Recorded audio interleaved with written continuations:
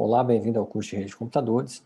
Nesse primeiro vídeo, a primeira parte, nós vamos tratar a parte introdutória, contextualização, como que as redes de computadores funcionam, o que são, como nós as definimos, e por que elas são organizadas em camadas, e quais as camadas, e como que ocorre a comunicação de dados entre elas. Então, pensando aqui na contextualização, nossa primeira necessidade, nosso primeiro desafio é definir o que são redes de computadores. E tirando o Tannenbaum, nós temos que rede de computadores é um conjunto de computadores autônomo, e essa questão do autônomo é bastante importante, porque quando nós pensamos em computadores autônomos, o que nós estamos estabelecendo? Que são equipamentos que nós chamamos de hosts, são hosts, em que possuem hardware independente, esse hardware é totalmente operacional, e o sistema operacional completo. Então nós não temos a dependência entre duas máquinas. Então, a máquina 1 não depende da máquina 2 para operar. Não existe um sistema operacional, por exemplo, compartilhado entre as duas, fazendo com que a segunda só funcione se a primeira funcionar. Então, são computadores completos, sistemas computacionais completos, com hardware e sistema operacional independente. E esses computadores, então, precisam estar interconectados entre si, ou seja, há uma relação, uma comunicação, estabelecida entre ambos para troca de mensagens, para que eles consigam mandar pacotes de uma máquina para outra, e isso feito por uma única tecnologia de comunicação de dados. Isso nós retornamos lá, quando nós retornamos para os primórdios da computação, o que nós vamos perceber? Que cada fabricante, quando estabelecia sua rede de dados, utilizava uma arquitetura proprietária. Então, se nós pensarmos na IBM, por exemplo, com as famosas redes Token Ring, que eram redes formadas em anel, estabelecidas em anel, então, um cabeamento em forma de anel, as máquinas eram conectadas nesse anel, e a máquina, então, uma máquina tinha um token, uma identificação, e quando ela tinha essa identificação, ela podia trafegar dados para as demais, enviar dados para as demais. Uma vez que ela acabou de fazer esse envio de dados, ela passava o token para a seguinte, e esse host, então, fazia a sua transmissão de dados. E assim, esse token ia rodando nesse anel, por isso token ring, até que todas as máquinas tivessem transmitido seus dados e começava novamente o ciclo. O que nós percebemos? Que nessa época, as redes de computadores elas eram definidas basicamente pela estrutura física, pelo seu tipo de cabeamentos, como que os dados são enlaçados, como é que esses dados são controlados, de quanto tempo essa informação é lida, como é que funcionava essa troca de tokens nas redes que tinham tokens, e aí então nós não conseguimos nessa época colocar uma máquina diferente, de uma tecnologia diferente nessa rede Token Ring. Então, para uma máquina ingressar numa rede Token Ring, naturalmente ela precisava entender o protocolo, implementar o protocolo Token Ring. Com o advento da arquitetura TCP/IP, nós passamos dessa época em que a rede física que definia a forma de comunicação, e nós criamos uma rede de interconexão, uma interrede.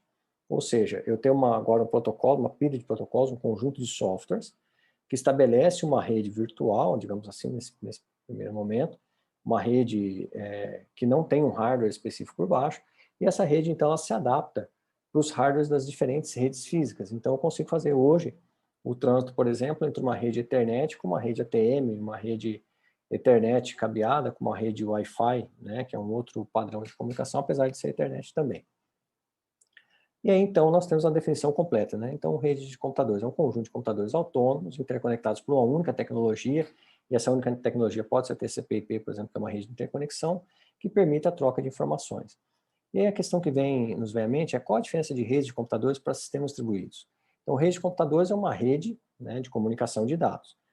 Sistemas distribuídos, nós estamos falando em sistemas computacionais, nós não estamos mais falando de rede, não está mais focado na comunicação de dados. Então, quando nós olharmos as pilhas de protocolos, nós vamos perceber que sempre, nos protocolos em uso, a última camada é dita camada de aplicação. É lá que se encontram os softwares desenvolvidos. Então, nós temos SMTP para troca de e-mail, HTTP para a formação da web e assim por diante. Então, quando nós falamos em sistemas distribuídos, nós estamos pensando nessa sétima camada, que naturalmente ela pode ter mais nessa camada de aplicação, que naturalmente pode, via sistema, definir mais camadas, não há problema nenhum. Mas nós estamos pensando em sistemas. E em sistemas distribuídos nós temos, por exemplo, um sistema distribuído bem conhecido, que são os clusters. Um sistema é o cluster, em que eu tenho um conjunto de máquinas, normalmente homogêneas, que é o hardware igual, o mesmo hardware em todas as máquinas, o mesmo sistema operacional em geral. E existe um software em cima, normalmente na forma de uma biblioteca, em que eu injeto esse software, eu include lá na minha aplicação C, por exemplo, include MPI.H, que é a biblioteca de programação paralela, e dentro do meu código, então, eu consigo dividir esse código para que ele seja executado de forma paralela nos diferentes computadores. Uma vez feito isso, eu compilo esse software, jogo em cima do nó de controle, e esse nó de controle, então, por esses comandos que eu fui colocar no meio do meu programa, divide a execução entre todos esses nós, digamos um cluster com 30 nós, vai dividir essa execução entre 30 nós, faz o processamento de forma paralela e devolve essa informação. Então, o que eu tenho? Via essa biblioteca, via esse middleware, né, que se cria, eu tenho um sistema que me permite que eu atribua um software a ele e que ele distribui esse sistema em cima de N máquinas. Eu não estou mais falando da comunicação em si. Nós estamos pensando no funcionamento do sistema, que naturalmente usa uma rede de computadores para troca de informação. O próximo sistema distribuído bastante conhecido são os grids, né, os grids computacionais, que são os precursores das nuvens. Muitos conceitos de grids foram utilizados nas nuvens computacionais. E o que são os grids? Basicamente são computadores interligados numa grande rede, normalmente não, são gerenciados por instituições diferentes. É óbvio que, quando eu falei normalmente, eu quero dizer que pode ter uma instituição que tem N campos, por exemplo, e formando um grid, mas no geral, os grids são projetados para sistemas de administração heterogênea, o que os difere bastante dos clusters. E, naturalmente, por eu ter diferentes instituições interligadas e diferentes administrações, as máquinas são heterogêneas e os softwares, sistemas operacionais também são heterogêneos. Então, cria-se em cima disso um software de gestão, de gerência, também chamado de middleware, que faz com que todas essas máquinas nessa grande rede se comportem como se fosse um grande sistema de processamento paralelo. Uma vez que eu submeto uma aplicação Java, por exemplo, ou C, nesse sistema de grids, essa grande plataforma de software, com troca de mensagens paralelas, né, entre eles, obedecendo um protocolo específico, escolhe qual é o melhor lugar para esse software rodar e direciona esse software, então, para o nó de destino. Esse nó executa essa aplicação e devolve, né? E aí, um outro sistema bastante conhecido é a própria web, em que eu tenho um browser que entende HTML né, e suas variações, entende HTML, e esse HTML é fornecido para um servidor web via um protocolo HTTP. Então ele comunica, né, esse navegador se comunica com o servidor web via HTTP, enviando e recebendo pedidos, né, através dos métodos GET, POST e assim por diante, e interpreta HTML.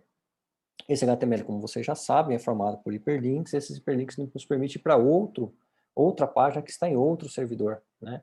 Então começa a ter um sistema distribuído, definido, em cima de um navegador, né? Usando uma linguagem de marcação baseada em hipertexto. Então essa é basicamente a diferença, são as diferenças entre redes de computadores e sistemas distribuídos. Redes é uma rede de comunicação de dados focada na troca de informações, e sistemas são sistemas distribuídos, são sistemas computacionais desenvolvidos de forma tal que cada módulo ou cada parte desse sistema é executado em diferentes computadores. Um segundo ponto que nós precisamos tratar em relação à rede de computadores é com relação à sua classificação. E, no geral, nós classificamos as redes de computadores de acordo com a sua escala. Naturalmente, é necessário destacar que essa classificação que foi retirada do Tannenbaum, se nós procurarmos em outros livros, em outra literatura, nós vamos perceber classificações, às vezes, com a granulidade um pouco mais fina, quer dizer, com mais detalhamento, tendo, por exemplo, redes entre a rede pessoal e a rede local, entre a rede local e a rede metropolitana, outras características, outras classificações, mas essa classificação que está aqui na literatura é a mais aceita. E quando nós vamos para o mercado de trabalho, quando nós estamos no mercado de trabalho, nós vamos uma classificação um pouco menos granular, ainda com a granularidade mais grossa. Nós acabamos excluindo, por exemplo, as redes metropolitanas no geral do debate. Nós temos basicamente redes locais e redes WAN. É claro que quando nós somos de, por exemplo, TV a cabo, as redes metropolitanas, as MANs, voltam para o cenário, mas no mercado a classificação é um pouco menos abrangente, e nós vamos discutindo isso de acordo com o curso vai andando. Então, a primeira classificação que nós temos é uma rede pessoal, ou a PAN, Personal Area Network, que é uma rede formada por dispositivos de uma única pessoa, de um único indivíduo. Então, nós temos o celular conectado com um relógio, por exemplo, conectado com um tablet ou um notebook, e estabelece, então, via Bluetooth normalmente, uma rede de comunicação de dados para aquele único indivíduo, né? Então, naturalmente, se é uma rede individual, nós estamos falando de uma rede de curto alcance, então, em torno de 1 metro quadrado, 2 metros quadrados e assim por diante. É claro que essa medida que está aqui, ela não é fixa, ela é uma medida estimativa, né? Na sequência, nós passamos para as redes locais, o Local Area Network. E qual que é a característica da rede local propriamente dita? Que nós temos uma rede de uma única instituição, normalmente numa sala, num prédio, por exemplo, mas a principal característica é que há uma interconexão com uma única tecnologia de enlace. Então, quando nós falamos, por exemplo, a gente vai ver certinho o que é tecnologia de enlace mais para frente, mas basicamente dá para entender como se fosse o complemento da rede física. A rede física, basicamente, chamada física, são os cabos, os conectores, como é que é feita a conversão de zeros e uns do mundo aleatório, analógico para o mundo digital. E enlace é como que esses dados são, então, colocados numa célula ou num quadro de informações e para que eu consiga tramitar esses dados de um lado para o outro. Então, quando nós somos em rede local, nós estamos pensando numa rede de uma única gestão, de uma única administração, com uma única tecnologia. Então, se nós temos um prédio, por exemplo, interligado, nós teremos uma rede Ethernet espalhada por esse prédio e conectando todos os computadores dessa empresa. É claro que quando nós olhamos fisicamente, eu posso encontrar num prédio uma conexão feita, por exemplo, por cabo UTP, que é feito de cobre, e uma fibra ótica, por exemplo, se eu tenho dois prédios lado a lado, uma fibra ótica lançada de um prédio para o outro, e do outro lado, novamente, uma conectorização feita por cabos UTP, também de cobre. E nós vemos que esses dois prédios formam uma única rede local. Por quê? Porque a fibra ótica está sendo simplesmente como um meio de transporte, né? Um meio físico de envio dos dados. Mas a rede, a administração dessa rede, o protocolo que está rodando, formando essa rede, continua sendo o mesmo. E aí, naturalmente, nós começamos podemos expandir um pouco esse raciocínio das redes locais para um campus, por exemplo. Então, digamos que na universidade, o Instituto de Computação tem a sua própria rede local, o Instituto de Educação também tem a sua rede local, o Instituto de Linguagem também tem a sua rede local. Se a universidade interligar esses três institutos de forma tal que essas redes se pareçam como uma só, administrativamente falando, por exemplo, nós teremos uma única grande rede local que cobrisse um campus. Agora, se nós pensarmos que o Instituto de Computação tem sua própria administração, o Instituto de Educação e o Instituto de Linguagem, o ICT, por exemplo, cada um tem sua própria administração, e que a UFMT, pela STI, faz a interligação dessas redes locais, nós podemos entender que, então, que essa rede, grande rede do campus da UFMT, trata-se de uma rede MAN, né, uma rede metropolitana, ou seja, uma rede que abrange um campus, ou abrange uma cidade, um espaço grande, mas que há uma interconexão de redes locais, né. Um exemplo de rede MANs também, bastante comum, é utilizado em rede a cabo, né, de TV a cabo, em que eu tenho um sistema de fibra ótica, por exemplo, que chega num bairro, e esse sistema de fibra ótica, então, ele é aberto para as residências, né, e como se fosse um barramento de dados. E essas residências são, então, espetadas, plugadas nesse barramento, de forma sequencial.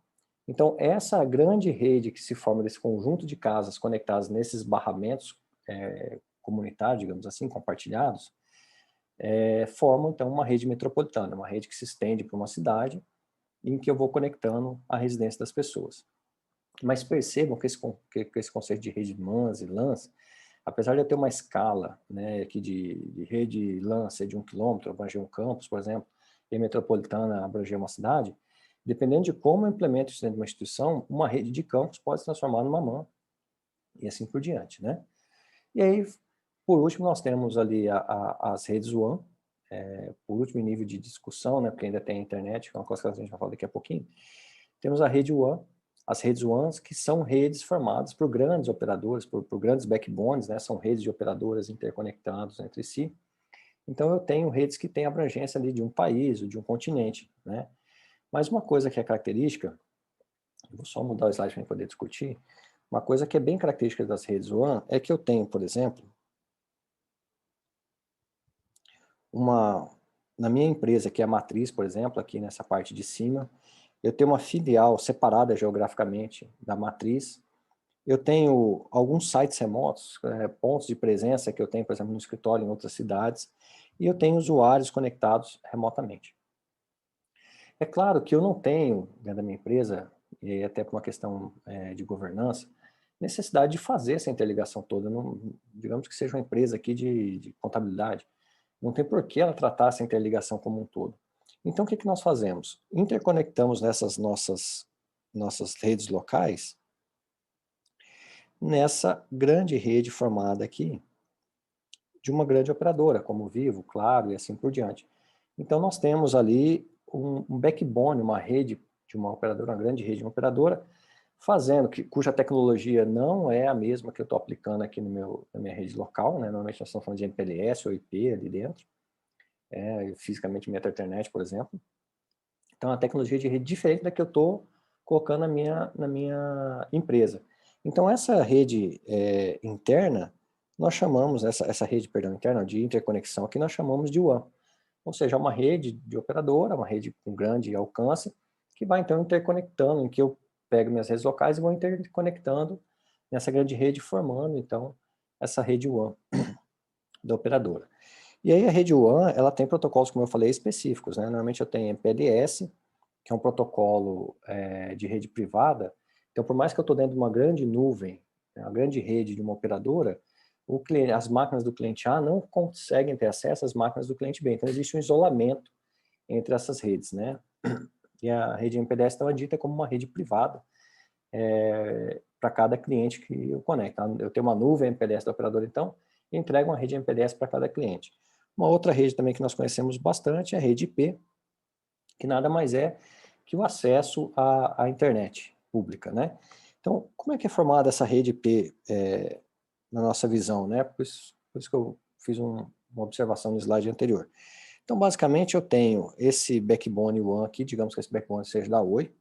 Eu vou ter outra rede WAN, outro backbone aqui da Vivo, por exemplo, e eu interconecto, então, esses dois backbones. Nesse momento, eu tenho a Oi trafegando dados aqui para a Vivo, e a Vivo mandando dados para a Oi, links de dados IPs.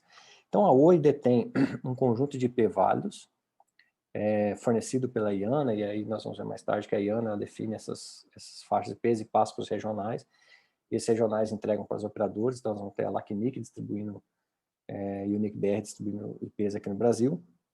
A Vivo tem um conjunto de IPs também, conecta com a Oi, então todos os IPs válidos da Oi podem ser entregues então para a Vivo, e a Vivo entregam para a Oi.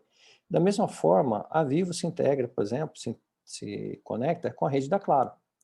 E também faz troca de dados, de informações entre IP, né, pacotes IPs, entre as duas redes. Da mesma forma, a Oi vai se conectar com a Claro, e nós vamos tendo, então, aí essas operadoras nacionais se conectando também com operadoras internacionais, como a TIT, Verizon e assim por diante. Então, esse grande conjunto de redes WAN que nós estamos vendo, de nuvens que nós estamos vendo aí de redes WAN, de diferentes operadoras se interconectando, formam o que nós conhecemos hoje como internet. Por isso que eu fiz uma observação aqui no slide anterior, em que o WAN, na realidade, é a última caracterização de redes que nós temos, classificação, perdão, de redes que nós temos no mercado de trabalho, mas na literatura nós vamos encontrar ainda a internet como uma rede planetária, né, e realmente ela é uma rede planetária, não é um sistema, é uma rede, mas ela é feita pela interconexão de várias redes WANs das operadoras. E aqui, só para voltar ao exemplo da rede MAN, para ficar bem caracterizado, é essa questão. Então, eu tenho aqui o ICT com a sua... desculpa, eu tenho a filial, a matriz da minha empresa. Desculpa, eu tenho o ICT aqui, por exemplo, com a sua rede local, eu tenho o IC aqui com a sua rede local, o IL com a sua rede local, e aqui no meio, então, eu tenho o FMT fazendo essa interconexão dessas redes locais. E aí nós temos, então, um conceito de uma rede metropolitana. A rede metropolitana ela é mais complexa de ser caracterizada, porque, no geral, no caso do FMT que se classifica como rede metropolitana, porque a administração é da própria universidade. Assim como o Instituto de Computação pertence à universidade, eu tenho uma outra unidade da universidade, que é a STI, interligando essas redes de todas as unidades da própria UFMT. Então, caracterizar uma rede como metropolitana é o cenário mais complexo, porque rede local é bem caracterizado, né? Então, eu estou num prédio com uma tecnologia única de enlace. Redes WANs, eu tenho múltiplas tecnologias de interconexão, e normalmente eu estou dentro de uma operadora, tem um terceiro fazendo essa interconexão. Para mim, esses protocolos são bem característicos também, como MPLS, IP, ATM, assim por diante. E as redes MANs, elas ficam aí entre essa definição de LAN e UANs. Então, vou pausar o vídeo aqui para que a gente possa ter vídeos não muito longos, né? E voltamos, então, na sequência com arquiteturas em camadas.